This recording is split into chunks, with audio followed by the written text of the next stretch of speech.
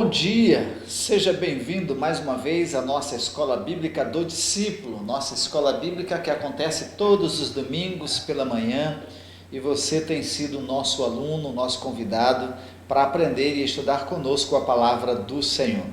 Quero relembrar com você que nós estamos estudando o conteúdo do Novo Testamento. O nosso livro-texto tem sido passo a passo pelo Novo Testamento. É um material muito interessante, muito importante para que você adquira e acompanhe aí o seu crescimento bíblico, o seu crescimento espiritual. Há um outro material que a gente tem usado e faz parte da nossa dinâmica de crescimento aqui na igreja, promovido pela nossa convenção, pela Junta de Missões Estaduais, que é o Maturidade Cristã. É um velho material que nos acompanha como batistas, aí, e parte do material que a gente estuda na Escola Bíblica do Discípulo. São 13 lições interessantes também para que você cresça no seu conhecimento bíblico e no seu crescimento espiritual. Mas o nosso recurso maior sempre vai ser a palavra do Senhor. O nosso fundamento é a nossa regra de fé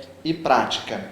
Quero relembrar com você que nós estamos terminando a nossa primeira unidade de estudo aí do Novo Testamento, e lembrar aquilo que a gente já viu com vocês, e como a gente encerra hoje a nossa primeira unidade, e vamos iniciar a segunda unidade fazendo a introdução já do estudo dos 4 evangelhos, nosso passo a passo aí pelo Novo Testamento, nós estudamos já sobre a natureza do Novo Testamento, estudamos sobre o mundo do Novo Testamento, estudamos sobre o texto do Novo Testamento, já estudamos sobre os autores do Novo Testamento, os livros ali que compõem o Novo Testamento, o conteúdo do Novo Testamento, e a gente está encerrando essa série falando sobre esse conteúdo do Novo Testamento e os princípios de interpretação do Novo Testamento. A gente encerra isso hoje com vocês, e aí é possível que na semana que vem, no nosso próximo módulo, no nosso próximo estudo, a gente entre iniciando o estudo sobre os 4 evangelhos, Mateus, Marcos, Lucas e João. Mas sempre também entendendo que todo esse material nos reporta a pessoa de Cristo Jesus, sua vida, seu ministério, sua morte e a sua ressurreição. Então é importante que a gente aprenda sobre quem é esta pessoa, Jesus, de quem os evangelhos relatam, e a gente vai conversando sobre tudo isso. Não perca, não deixe de curtir aí, de não só assistir às nossas aulas, mas dar a sua curtida, dar o seu like, compartilhar também com outras pessoas, para que eles cresçam e aprendam com você ou através de você e da nossa EBD o conteúdo bíblico para o seu crescimento. Deus abençoe a nossa vida, a sua vida. Eu quero convidar você para a gente orar e aí seguirmos a nossa aula. Somos sempre dependentes do ensino e da ação do Espírito de Deus em nós. É Ele que ilumina nossa mente para compreendermos a revelação, as verdades divinas. Então, feche os seus olhos e ore conosco. Pai do céu, mais uma vez obrigado, porque estamos juntos aqui para compartilharmos da Tua palavra, estudarmos juntos, ó Deus, a palavra do Senhor. E o Teu Espírito tem sido e sempre será o nosso mestre, o nosso ensinador maior, esse que nos conduzirá ao conhecimento de toda a verdade. Ilumine a nossa mente, ilumine o nosso entendimento, ó Deus, de todos aqueles que estão conosco, conectados e aprendendo a palavra do Senhor, mas aqueles que ainda vão se conectar, que um dia assistirão esse vídeo e ouvirão os ensinos aqui compartilhados. Que o Espírito do Senhor possa convencer de todas as coisas, mostrar, esclarecer, ó Deus, e conduzi-los ao Senhor como Salvador e Senhor de suas vidas. É a nossa oração, é o nosso pedido, em nome de Jesus. Amém, Deus. Amém. Nós vamos hoje falar sobre compreendendo o Novo Testamento, naquela sequência do que você já viu nas outras aulas. a gente segue falando um pouquinho sobre os manuscritos do Novo Testamento. E sobre esse tema, sobre esse assunto, eu quero te reportar. Você pode buscar mais conteúdos, mais informações. Se aí mesmo nos módulos da nossa EBD, você for lá em Fundamentos da Fé Cristã, em uma das aulas você vai ver aí sobre os manuscritos do Novo Testamento. Essa aula foi ministrada pelo pastor Wilson. Ele é o nosso historiador, um excelente professor, e lá você vai poder compreender melhor sobre esses manuscritos. Apenas para a gente não repetir aquilo que já está aí exposto em nossos vídeos. Mas os primeiros escritos, para que a gente se lembre do Novo Testamento, eles foram feitos em letras garrafais, em letras maiores, em letras maiúsculas, com pouca pontuação. Não havia muita a divisão ali dos textos como a gente tem hoje. Já os escritos posteriores, estes sim, foram escritos em letras cursivas, letras menores.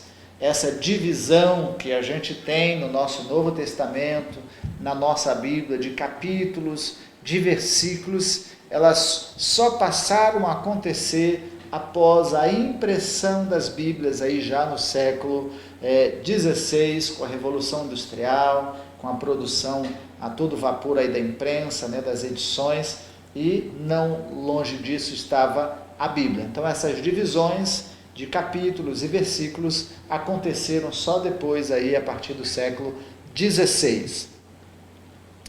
Versões que nós temos hoje, você como estudante da Bíblia, você como nosso membro da igreja, você como leitor das Escrituras Sagradas, sabe que nós temos aí inúmeras versões. Por exemplo, eu tenho aqui uma das versões, Bíblia Sagrada, linguagem de hoje. Então aqui, século 21, eu tenho outras versões. Então nós temos inúmeras versões. Então, para que a gente entenda um pouquinho, em 1280 até o ano de 1400, foi quando surgiram os primeiros extratos da Bíblia em português. Até então nós não tínhamos nenhuma versão no português. A primeira delas foi realizada por João Ferreira de Almeida e publicada em 1681.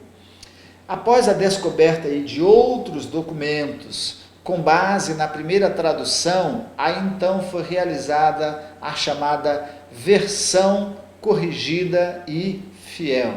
Depois outras versões, revista e atualizada, depois a revista com os melhores textos em hebraico e grego, e aí posteriormente veio a Bíblia na linguagem de hoje. Eu me lembro ter feito parte de uma das reuniões, uma das vezes em que o pastor Werner Kachel, que era parte da equipe que trabalhou na tradução aí na linguagem de hoje, apresentando a nova versão. Então, me lembro bem disso. Então, daí nós temos uma progressão muito grande de versões. É sempre bom entendermos, quando estamos estudando a Bíblia, o Novo Testamento, que algumas versões elas são traduções, outras elas são versões, mas não traduções, são versões parafraseadas, como se fosse uma interpretação do texto, uma leitura interpretativa do texto. Então fique sempre bem atento às traduções. Tradução é quando ela usa os originais, ela faz uma atualização do texto, mas ela não muda lá todo o sentido dos originais. As outras, quando elas fazem um comentário, aí então já é uma versão diferente, parafraseada, e não uma versão aí usando os melhores textos originais. Os escritores do Novo Testamento. No Novo Testamento nós temos aí cerca de 9 pessoas envolvidas nos escritos do Novo Testamento. Só o apóstolo Paulo escreveu 13 destes livros do Novo Testamento.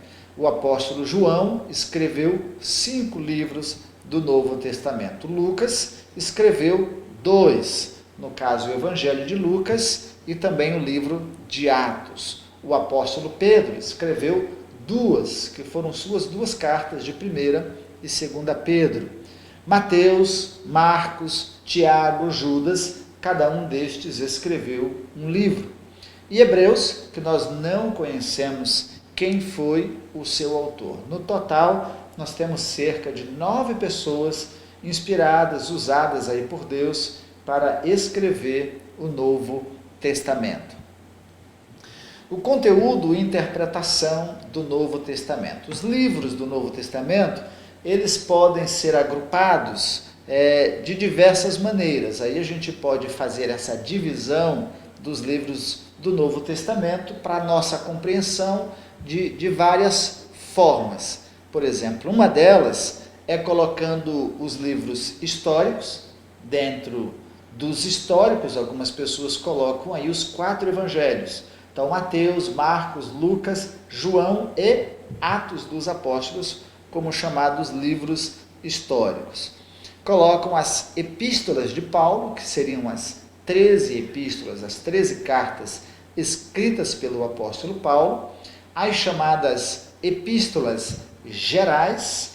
Estas epístolas gerais, elas geralmente vêm com o nome de quem escreveu como autor, por exemplo, Tiago, Judas. Então são as chamadas cartas gerais, e outros livros, segundo, no caso de Hebreus. Segunda maneira de nós dividirmos para a estruturação e para a nossa compreensão do Novo Testamento seria dividindo elas pelas datas, os acontecimentos relatados nos livros. Por exemplo, aí de 6 a.C. a 29 a.C., foram escritos os livros de Mateus, Marcos, Lucas e João. De 29 depois de Cristo até 63 depois de Cristo, aí foram escritos os livros de Atos, Romanos, 1 e 2 Coríntios, Gálatas, Efésios, Filipenses, Colossenses, 1 e 2 Tessalonicenses, Filemão, 1 e 2 Pedro, 1, 2 e 3 João, Judas e Apocalipse. Estes foram escritos aí de 63 depois de Cristo até 96 depois de Cristo. Acho que eu não fiz a divisão correta, então os primeiros aí de 6 a 29 depois de Cristo estão incluídos os evangelhos. De 29 a 63 depois de Cristo até Tiago, de Filemão e Tiago. Depois de 63 a 96 depois de Cristo, 1 e 2 Timóteo, Tito, Hebreus, 1 e 2 Pedro, 1 e 2 e 3 João, Judas e Apocalipse. Então nós podemos dividir assim, ou como o primeiro item, os livros históricos, as cartas paulinas, as epístolas ou cartas gerais, Apocalipse, que seriam os outros dentro destes, Hebreus e Apocalipse, ou pelas datas conforme a gente colocou aí, e você pode pesquisar. É só para satisfazer um pouco da nossa curiosidade e a gente fazer essa estruturação. Há uma Bíblia, que ela foi, ainda que não seja perfeita, mas ela foi organizada de uma forma cronológica, chamada Bíblia cronológica. Essa Bíblia cronológica você pode usar para sua leitura, devocional. É interessante porque você vai colocando não só os livros na ordem cronológica, mas os textos também numa ordem possível cronológica. Ajuda bastante a sua compreensão. A interpretação do Novo Testamento. Como é que nós podemos interpretar o Novo Testamento? É fácil e também não é tão fácil. É fácil porque no Novo Testamento nós temos passagens muito claras, muito fáceis, muito explícitas para a nossa compreensão, como, por exemplo, os mandamentos recíprocos. Amai-vos uns aos outros, suportai-vos uns aos outros, edificai uns aos outros, então orai uns pelos outros. Então são textos fáceis de interpretar, porque são mandamentos muito explícitos, diretivos a todos nós. Mas também temos textos mais difíceis, que exigem cuidado, estudo e compreensão da cultura, da língua, né, do contexto em que ele foi escrito. Dentre estes nós temos Apocalipse, nós temos outros textos aí, a exemplo do que a gente poderia ler em 1 Coríntios capítulo 13, verso 12, 1 Tessalonicenses 5,17, que aí a gente exige de nós um pouquinho dessa compreensão. Né? Quando a gente vai ver Paulo escrevendo sobre as mulheres usarem os véus e dons de línguas e outros textos aí que exigem de nós uma compreensão e um estudo mais aprofundado. Vamos ver aqui alguns princípios que podem nos ajudar na interpretação do Novo Testamento. Então, quando estivermos estudando, estivermos lendo, ainda que devocionalmente, a nossa Bíblia, é importante a gente estar atento a esses princípios de interpretação. Muito podem ajudar você na sua devocional diária. Vamos lá? Primeiro deles, a interpretação literal. O que é isso? Aí eu pegar o texto bíblico e interpretar literalmente, utilizando aí o significado normal das palavras e da gramática. Eu falar lá sobre amor, eu ir lá no dicionário e dizer o que é amor, né? Sem me aprofundar na língua do grego, né? Dos diversos textos ou termos, palavras que definem amor, simplesmente generalizar essa interpretação. Neste estilo aí de interpretação literal, nós reconhecemos que muitas passagens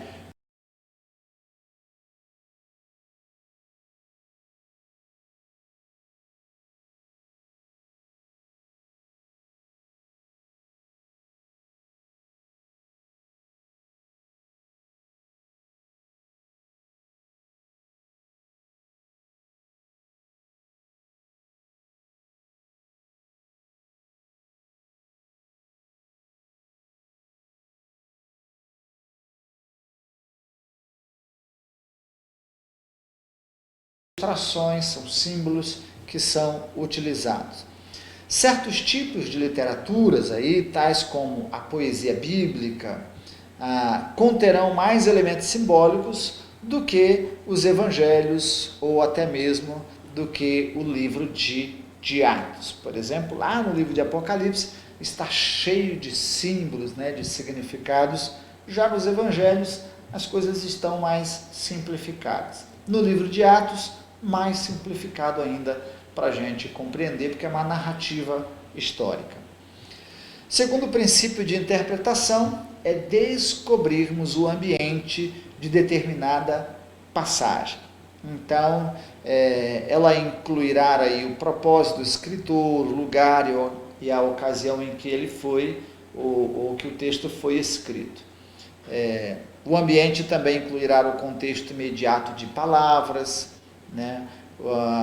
Entender o ambiente do mandamento de Paulo, por exemplo, em Filipenses capítulo 4, verso 4, é interessante, porque quando ele escreve a carta aos Filipenses, ele estava preso. Então, se eu entendo que quando ele escreveu de dentro de uma prisão, ele não estava de férias, ele não estava na beira da praia, curtindo um momento de lazer, estava preso por causa da perseguição, por causa da proclamação do Evangelho de Cristo Jesus. Então é importante eu conhecer aí esse ambiente onde foi escrito o livro, o texto. Isso vai me ajudar bastante. Tá? Então, o segundo princípio de interpretação é descobrir o ambiente de determinada passagem, o lugar onde foi escrito, por quem foi escrito, o contexto em que foi escrito. Tá bom? Terceiro princípio de interpretação é aceitarmos os limites da revelação de Deus. Deus não escreveu uma resposta para cada pergunta espiritual feita. Ele não escreveu para que respondesse individualmente a todas as perguntas, a todos os questionamentos que foram feitos. Então, nesse caso, para ajudar na interpretação, às vezes é melhor admitir a nossa ignorância quanto ao conhecimento do propósito de Deus e clamar por sua misericórdia. Tem um exemplo muito claro no Novo Testamento, quando Paulo vai dizer: a minha graça te basta, né?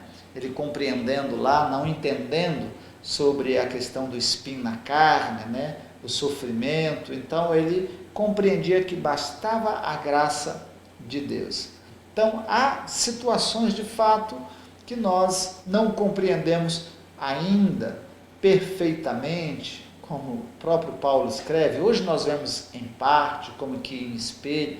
Um dia veremos plenamente, compreenderemos plenamente todas as coisas. Mas agora nós estamos numa limitação. A nossa limitação em compreender toda a revelação divina, todos os propósitos divinos. Então a gente segue pela fé e segue pela obediência. Então reconhecermos aí essa limitação, não de Deus, mas nossa, de compreendermos todo o plano e todo o projeto da revelação divina. Quarto princípio é distinguir a interpretação da aplicação. Os textos bíblicos, eles têm uma interpretação. Dentro dessa interpretação, podemos usar os vários métodos para se utilizar a interpretação, né? Para se fazer a interpretação. Uma delas a gente usou lá, o método literal, aí examinando também as línguas originais, história, o contexto e tudo mais. Isso é diferente de aplicação, né?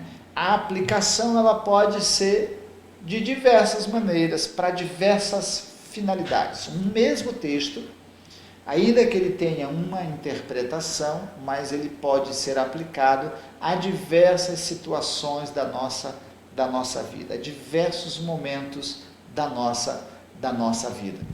Eu acho que tem em alguma das nossas aulas o registro que eu falo sobre que quando a gente lê as Escrituras, isso está, se eu não estou enganado, naquele livro Entendes o que Leis, que é um princípio de interpretação hermenêutica, mas a gente costuma dizer, e havia um professor que muito falava sobre isso, professor José Roberto, inclusive professor no Seminário do Sul do Brasil, pastor aqui também no estado do Mato Grosso do Sul, foi nosso professor no seminário em Dourados, passou pelo seminário em Campo Grande.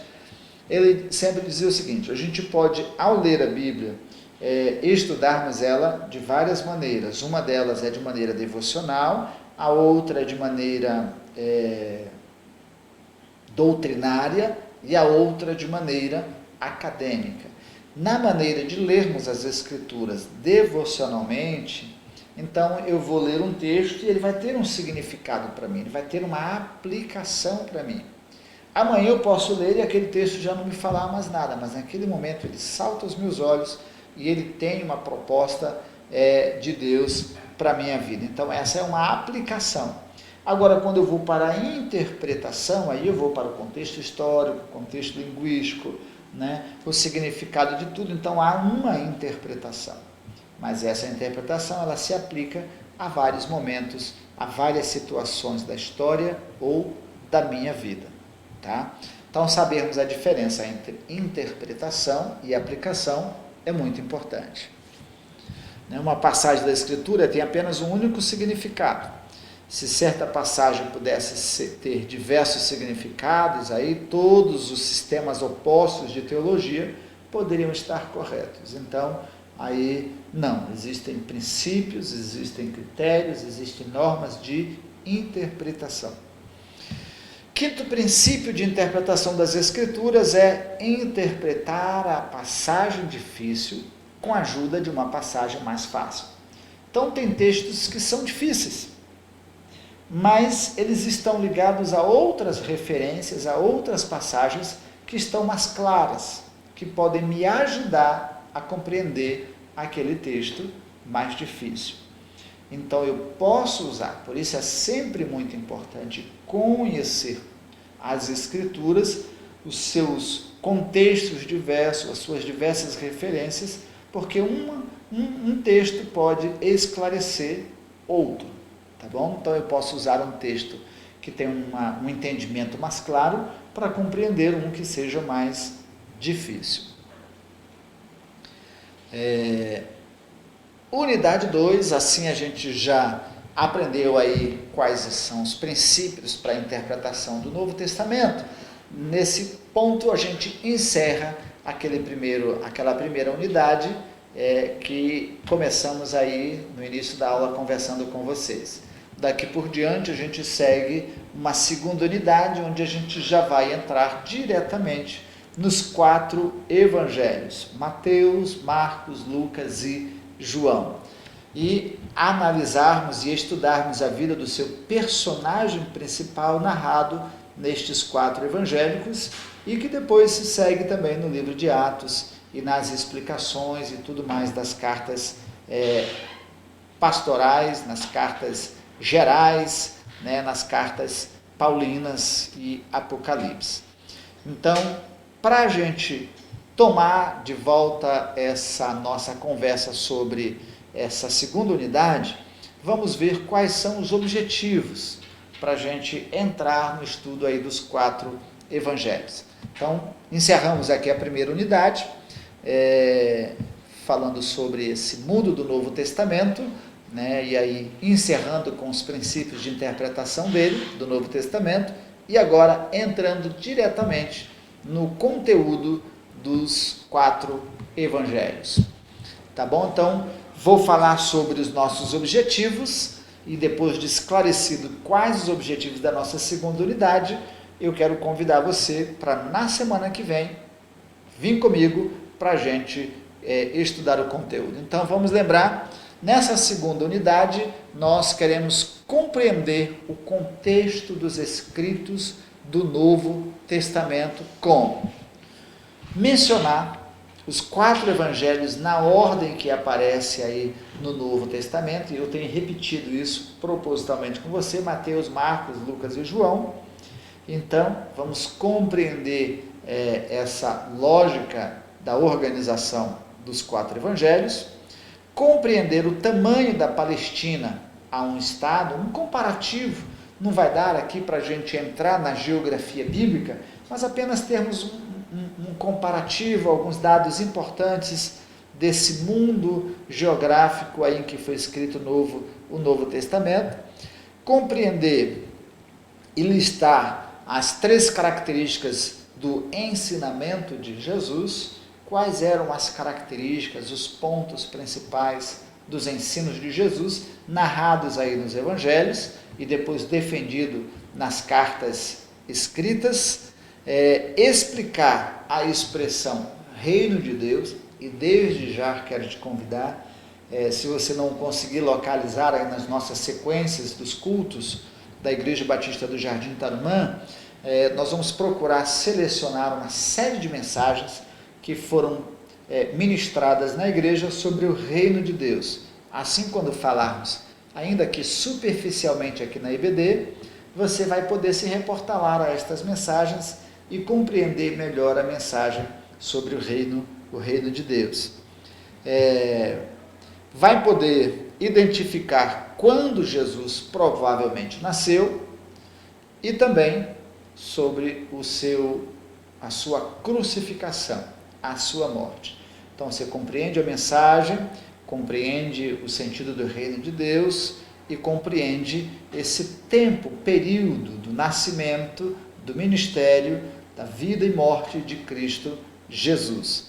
Também, nesse período aí, nessa segunda unidade, nós esperamos que você consiga descrever 3 desenvolvimentos principais do ministério de Jesus. Quais foram aí os 3 principais pontos do desenvolvimento do ministério de Jesus? E, por último, identificar 2 dos principais eventos da última semana de Jesus. Então, convido você a não perder a próxima aula, tá bom? Porque na próxima aula nós vamos iniciar falando aí sobre essa ordem dos 4 evangelhos, esse comparativo dos 4 evangelhos, o propósito, ainda que introdutoriamente, dos 4 evangelhos, dos seus 4 autores. Quem escreveu, por que escreveu, né? E como é que foi dividido aí isso no seu texto narrativo. Convido você e até a semana que vem. Amém? Mais uma vez eu quero convidar você a dar o seu like, a dar a sua curtida. As nossas aulas, nós temos feito ela de maneira mais simples, como uma conversa com você. Não estamos fazendo aqui num quadro muito expositivo, mas assim, da maneira mais simples como nós estamos conversando, o nosso desejo é alcançar o seu coração e trazer informações que ajudem você a compreender e estudar melhor a sua Bíblia, né? E compreender aqui o contexto do Novo e a vida do Novo Testamento. Amém? Deus abençoe a sua vida e até semana que vem.